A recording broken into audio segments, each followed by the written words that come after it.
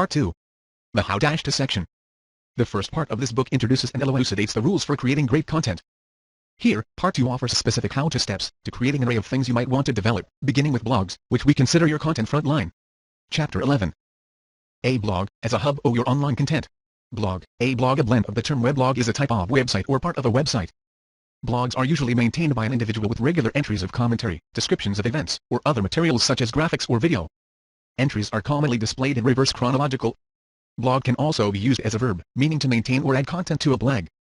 Wikipedia. A blog is a logical and appropriate first step if you want to create and publish the kind of content we discussed in Part 1. A blog can serve as your online home base or hub for content, including posts you write, curated content you pull together, press mentions, and content created about your organization elsewhere that you want to share. In other words, a blog can become the central location through which you can share your thoughts, words, and ideas with the world. There is no one right type of blog out there. So take the time to figure out what works best for your company. You have a variety of blogging platforms or content management system CMSs available to you. Among the popular ones are WordPress, Squarespace, Movable Type, Typepad, and Blogger. They have similar features but are different enough that you need to take the time to look at them all to determine which will work best for you. Most have the ability to host your blog site for you, but it is best to work with a developer to integrate the blog directly into your own website so that you have one central location where customers can find you on the web. Blogging guidelines. Before you start down the blogging path, consider the following 12 guidelines. 1. Define your purpose. 2. Set a reliable schedule. 3. Mix it up. 4. Move beyond the written word. 5. Size matters. 6. Learn how to write killer headlines. 1. Design is important. 8. Create momentum. 9. Consider comment moderation. 10. Categorize and tag everything. 1. Write the way you speak. 12. Don't overthink. Define your purpose. The heart of your blog is your content, of course. In most cases, that means writing regularly. The voice and perspective of your blog are critical. See Chapter 4. The look and feel, the design of your blog are also important. More on this in a minute, but the content really is, well, king. As your readership grows, more people will likely subscribe to your blog via RSS readers and email, so they may never even see the design of the site after their first few visits. In short, what you say is more important than what it looks like. And to determine what you'll be saying, you'll need to know who is your audience. Who is your competition for your audience's attention? What is the focus of your blog? What is it about? What goals are you trying to achieve? Have you set metrics for measuring those goals? Set a reliable schedule. It's important to deliver blog entries posts on a reliable, consistent schedule. How often should you blog? That's entirely up to you and your ambition and calendar, but at least twice a week is optimal. Tuesday and Thursday are widely considered optimal, but experiment with your own schedule. Most businesses publish posts during the work week, but toss in a Sunday post every once in a while to test your weekend readership. As with anything online, your mileage will vary.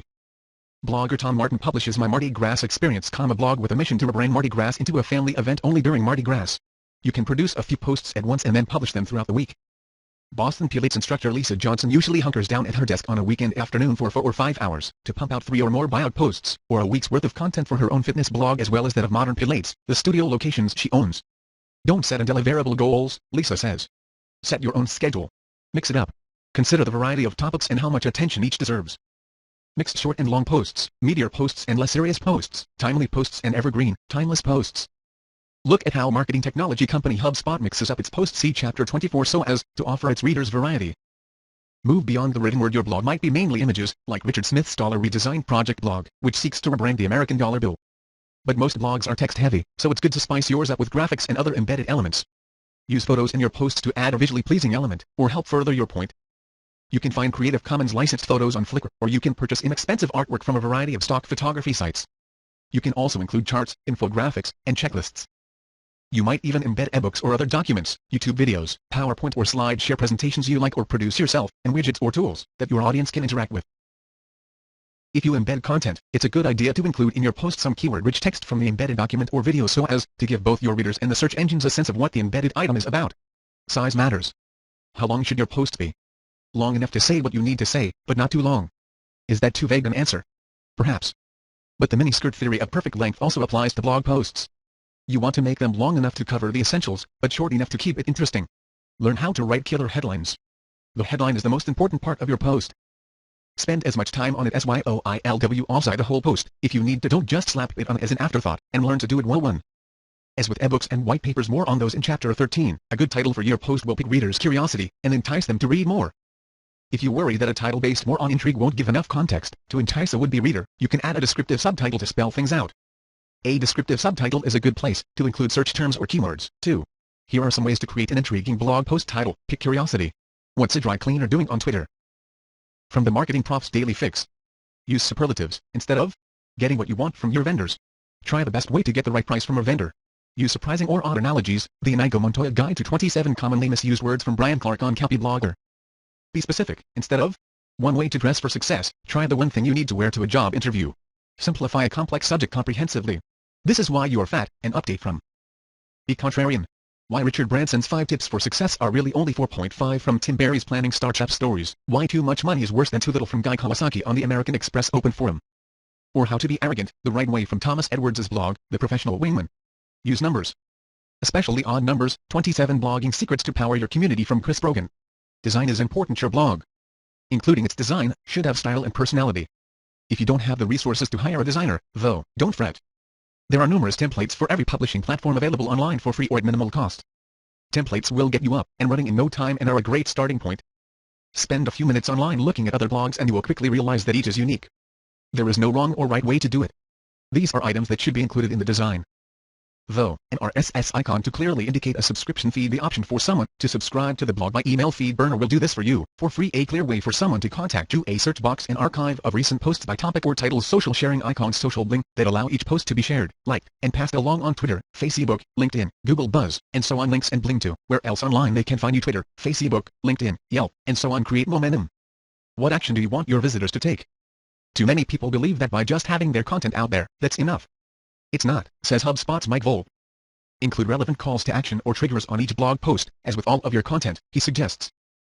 Each HubSpot post, for example, has at least 3 triggers, one beneath the headline, one to the right of the content in the sidebar, and a third below the post itself, usually in the form of some companion content, a downloadable webinar, ebook, etc. Including multiple calls to action serves the company's objectives as well as giving the reader a richer experience, Mike says, by creating a path to consume more. Consider comment moderation. An inherent power of blogs is their ability to spark conversation within among your readers.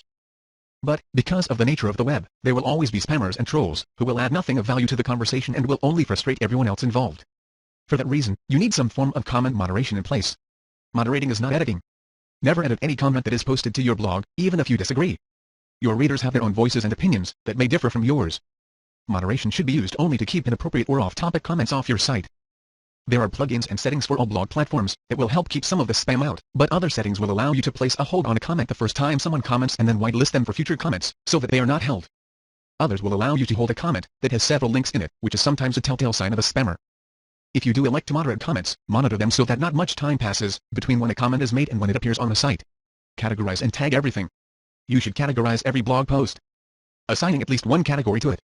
The intent is to allow readers to click on those category names to find other posts you've written on the same topics. Search engines love them, too. Think of several top-level categories that describe the content you'll be creating, and add those categories to your blog's backend. Don't worry about having to determine all categories up front, because it's easy to add or delete a category. In addition, add relevant keywords or tags to each post. Of course, the actual text of the post should contain keywords, but you can also add them as tags to help search engines find your content. Consider creating unique tags for your own unique content and perspective. For this book, for example, we created reimagined content. Citrix Online coined work shifting to describe what used to be called telecommuting. Write the way you speak, but don't forget to edit. The casual, informal nature of blogging means that you don't have to create a perfectly crafted post with pristine grammar. So write the way you speak, friendly, casual, accessible, and short, human. That said, there's a huge expanse between pristine and sloppy. Keep an eye on the easy stuff. At least, spelling, typos, the butchered and bloated text. Bonus, have an editor do it for you. Everyone needs an editor, even really amazing writers. Don't overthink. Blogs deviate from traditional journalism in some fundamental ways, and among them is that you don't need to feel compelled to tell the whole, balanced story with every effort. It's okay to leave a little room for development and for the opinions of others. It's okay not to overthink or over-refine. As we discussed in Chapter 6, it's okay to leave stuff undone. You want your audience to have room to add their voices and opinions, too. The Content Rules Easy Peasy blog post template.